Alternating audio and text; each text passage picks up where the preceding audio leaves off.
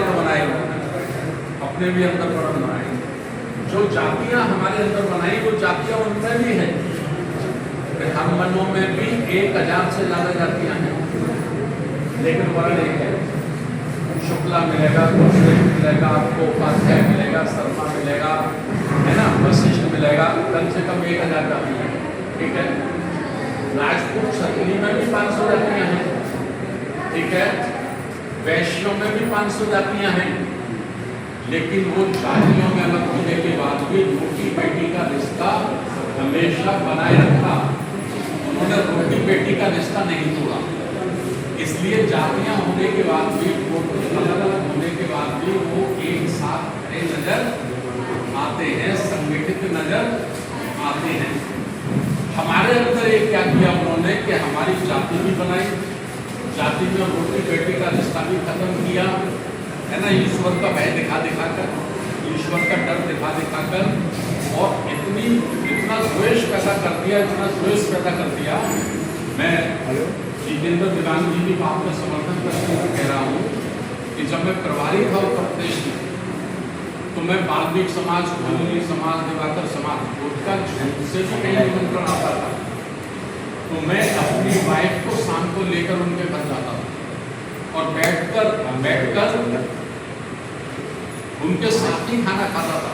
और मेरी पत्नी होती थी तो और इज्जत बढ़ जाती थी, क्योंकि वो सारी महिलाएं भी निकल जाती थी। वो भाभी जी आई हैं, भाभी जी आई हैं, भाभी जी को लेकर वो भी चली गई। लाल बत्ती की गाड़ी चलती थी, 2-3 शैडो होते थे, तो आप सोचते थोड़ा जल्दा रहता ही है ना, रहता है कि नहीं रहता है। तो मुझे आगरे के कई जाकर मुझे अकेले में क्या कहते थे, साहब आप कैसे खाना खा लेते हो, आप कैसे खाना खा लेते हो उनके। मैं सभ्यता से बोल रहा हूँ उनके घर। तो मैं उनसे पूछता था, अच्छा ये बताओ मनुवाद का आप समर्थन करते हैं, विरोध करते हैं? तो साहब हम तो विरोध करते हैं। विरोध आप क्यों कर रहे हैं? आपको तो समर्थन करना चाहिए। ये आप क्यों विरोध कर रहे हैं? आप तो समर्थन करो। बोले क्यों, हम कैसे समर्थन कर देंगे? मैंने इसलिए समर्थन करो कि ये सिद्धांत तो मनु का है, ये सिद्धांत बाबा साहब अम्बेडकर का नहीं है, ये सिद्धांत साहू फुले का नहीं है, ये सिद्धांत तथागत बुद्ध का नहीं है, ये मनु का सिद्धांत है। तो मनुवादी होने का मतलब केवल ब्राह्मण नहीं है। मनुवादी होने का मतलब जो जातिवाद करता है, जो भेदभाव करता है, जो ऊंच नीच करता है, वो जाटक भी हो सकता है, वो कुशवा भी हो सकता है, वो ऐश्वर्या कोई भी हो सकता है कि नहीं हो सकता? भाई इंसान से इंसान के साथ भेदभाव करना ही मनुवाद है कि नहीं है जी? तो ये खत्म कैसे होगा? इसके लिए सबसे बड़ा काम अगर भारत की धरती पर किसी ने किया है तो मैं उनका आभार व्यक्त करता हूँ। उस महान आदमी का नाम है मान्यवर काशीराम। काशीराम साहब ने यह काम किया। काशीराम साहब ने देश भर में 10,000 से ज्यादा सेमिनार की। क्या विषय था उस सेमिनार का? जाति तोड़ो समाज जोड़ो, जाति तोड़ो समाज जोड़ो आंदोलन, भाईचारा बनाओ, बहुजन बनाओ, अल्पजन से बहुजन की ओर चलो। जब तक आप जाति में बटे रहेंगे तब तक आप टुकड़े टुकड़े कहलाओगे, तब तक आप अल्पसंख्यक रहोगे। अल्पजन माने थोड़े से लोग रहोगे, मुट्ठी भर लोग रहोगे। और जो मुट्ठी भर लोग हैं, वाकई असली मुट्ठी भर लोग हैं, वो आपका शोषण करते रहेंगे। धार्मिक शोषण, राजनीतिक शोषण, सामाजिक शोषण, आर्थिक शोषण। अगर आपको इस शोषण से मुक्त होना है तो आपको जाति को तोड़ना ही पड़ेगा, आपको अल्पजन से बहुजन बनाना ही पड़ेगा। समझ पा रहे कि नहीं? 2007 में बना। उत्तर प्रदेश में जाटव चमार सबकी आबादी मिला के मात्र 9% है। हम अधिक करेंगे तो 10% होगी, इससे ज़्यादा नहीं। जाटव चमार दोनों मिला के, ठीक है। लेकिन मान्यवर काशीराम साहब का जो मूवमेंट चला, बांध से की जो पाठशालाएँ चली, गांव गांव में बोर्ड लेके पढ़ना लिखाना, उस चोर पकड़े गए, चोर पेश किए गए राजा के सामने। सामने जब चोर पैदा किए, पेश किए गए, तो राजा ने पूछा कि भाई कारण क्या है, आप चोरी क्यों करते हो? तो उन्होंने कहा साहब हम तो विदेश से आए हैं, हमारे पास कोई खेती, गाय भैंस, जीवन यापन करने का कोई संसाधन नहीं, तो हम भूखे रहते, तो भूखे रहने की वजह से हम चोरी करते हैं। ठीक है, दुनिया का सबसे बड़ा दानी बली का है, और ये किताब उन्होंने लिखी है, ठीक है, उन्हीं के ग्रंथों में। राजा बलि ने कहा कि भाई ठीक है, जब लोग भूखे रहेंगे तो कुछ ना कुछ तो करेंगे, तो जब तक इनका कोई इंतजाम नहीं हो जाता तब तक शासन से, राज्य की तरफ से इनके भोजन की व्यवस्था की जाए। ठीक है, जब उनकी भोजन की व्यवस्था हो गई तो उन्होंने कहा ये तो बड़ा बेवकूफ राजा है, हमारे यहाँ तो चोरी पे हाथ काट लिए जाते हैं, मिस्र की सभ्यता में लाशों को निकल कर आए थे।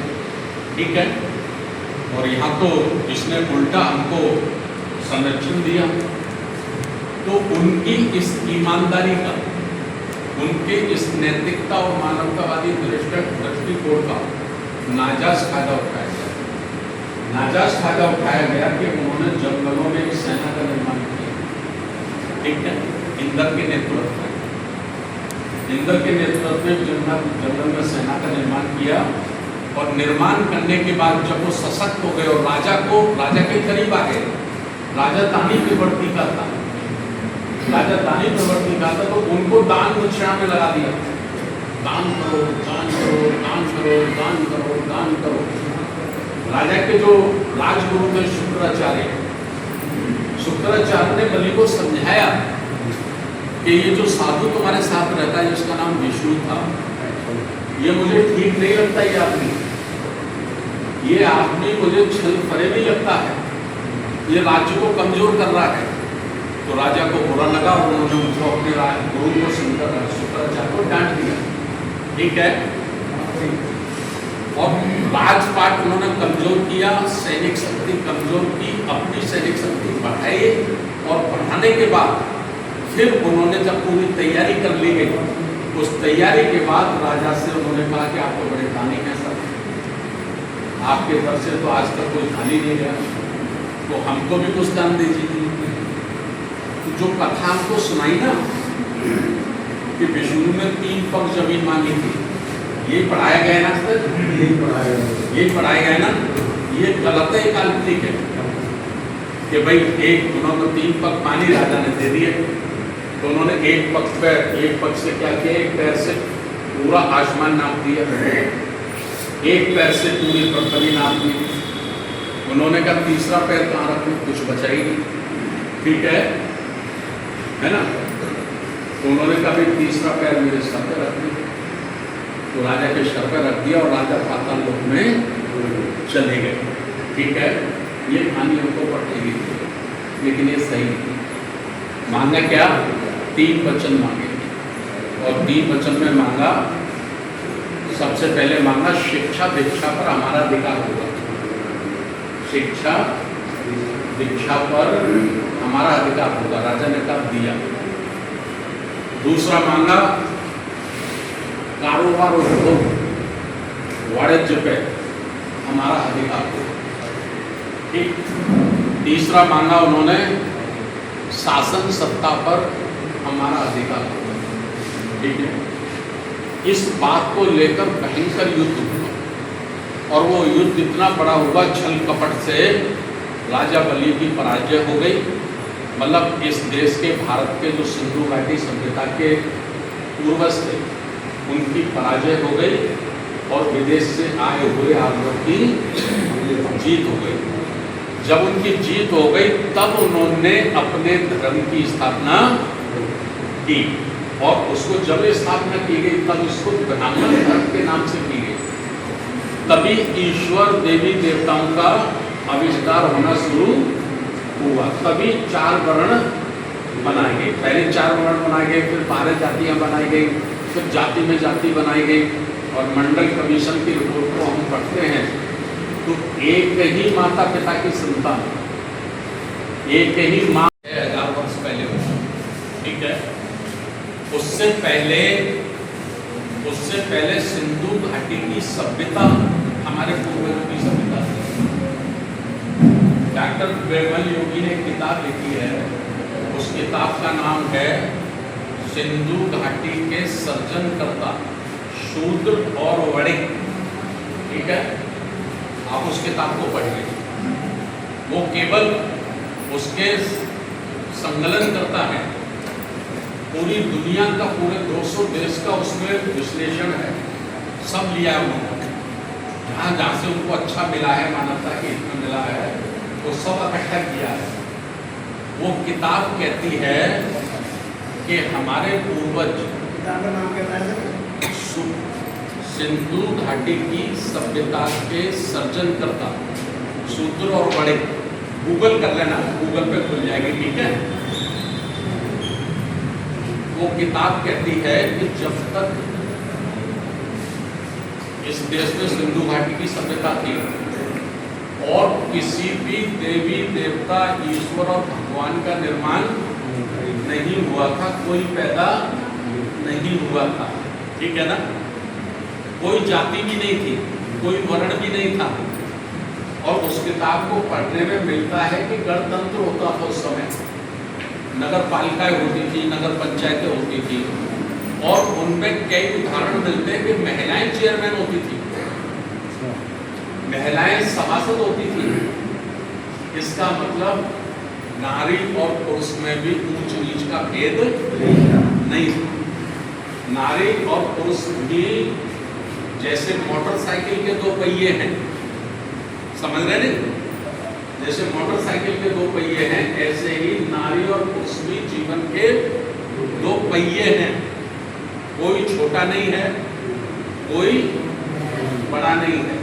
ठीक है, अब सवाल खड़ा होता है कि और हाँ, दुनिया की सबसे साइंटिस्ट व्यवस्था यानी विज्ञानवादी व्यवस्था हमारे पूर्वजों की सिंधु घाटी की सभ्यता। किसी दिन 2 दिन का 3 दिन का कैडर रखेंगे, तब आपको एक चैप्टर पढ़ाएंगे बोर्ड पे लिखकर। ठीक है, दुनिया को हम एक्सपोर्ट करते थे। सबसे पहले कपड़े का, चावल, तांबे का, पीतल का निर्माण हमने किया है, हमारे पूर्वजों ने किया है। और उस समय 8 मंजिल बिल्डिंग होती थी। आर्किटेक्ट था, इंजीनियर थे, बाकायदा सड़कें होती थी, गली होती थी, नालियां होती थी, और सब इंग्लिश टॉयलेट होते थे। आज से 8000 वर्ष पहले, समझ पा रहे नहीं? इस किताब को पढ़ेंगे तो हमें ये ज्ञान मिलेगा। मोटी किताब है, टाइम लगेगा पढ़ने में, 500 पेज की है लगभग। अब सवाल खड़ा होता है कि इतनी अच्छी व्यवस्था थी, तो फिर हम अपने ही देश में गुलाम और लाचार कैसे बने, शूद्र और अछूत कैसे बने? प्रश्न खड़ा होता है ना। तो इसको जानने के लिए पंडित राहुल सांस्कृत्यायन ने एक किताब लिखी है, जो दुनिया के सबसे बड़े विद्वान थे, पंडित राहुल सांस्कृत्यायन। उन्होंने किताब लिखी, किताब का नाम है वोल्गा से गंगा। वोल्गा से गंगा। ये वोल्गा क्या है? ये मध्य मलेशिया में एक नदी है, ठीक है। और गंगा क्या है? गंगा भारत में एक नदी है। वोल्गा से गंगा मतलब नदी के किनारे किनारे किनारे किनारे किनारे किनारे चलते चलते आर्य हमारे देश में प्रवेश कर गए, ठीक है। प्रवेश कर गए ना, भूखा मरने लगे, चोरी चकोरी करने लगे, बड़ी परेशानी।